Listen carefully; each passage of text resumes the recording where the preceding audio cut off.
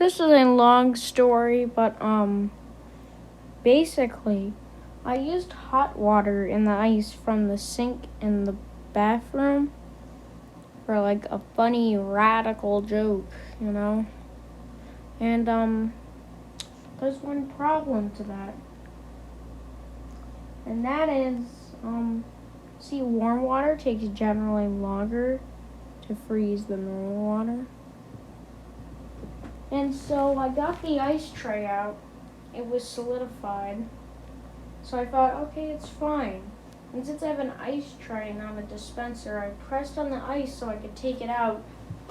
And something horrible happened. At the top, it was only a thin layer of ice. It wasn't completely solidified, just one layer, which was thin and breakable, kind of like on a lake, you know?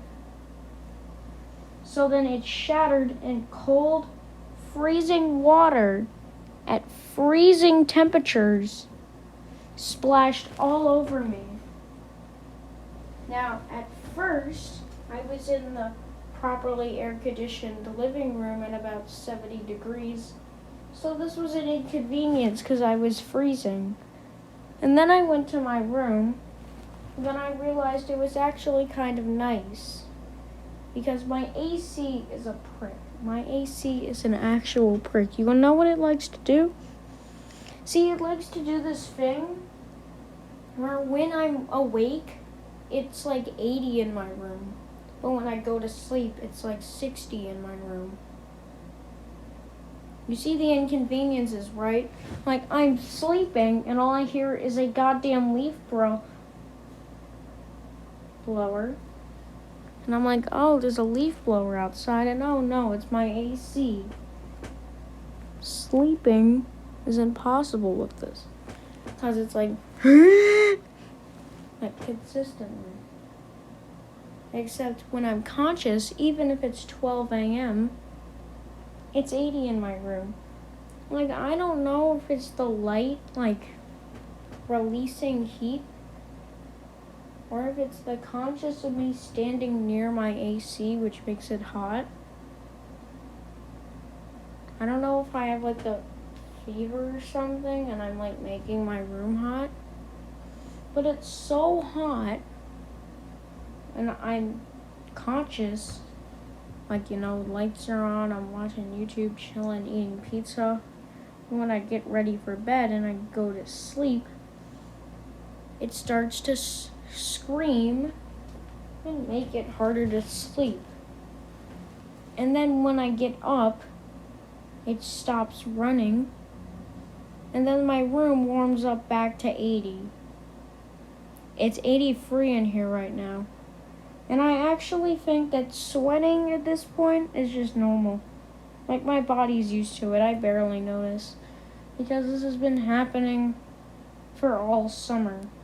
All summer. It's freezing when I sleep. No matter how late it is when I sleep.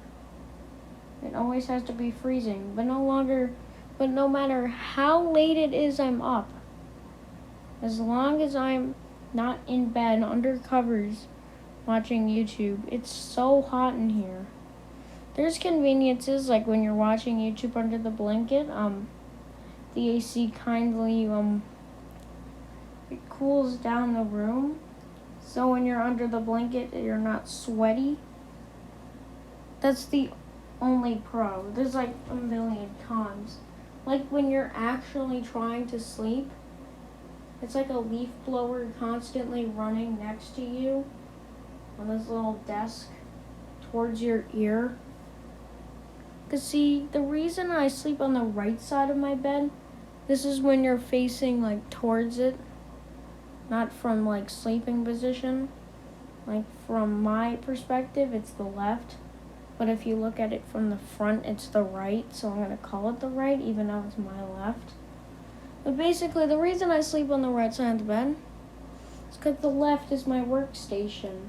See, the whole coronavirus pandemic means that I put a computer over there because I have this chair I sit in, and my door is on the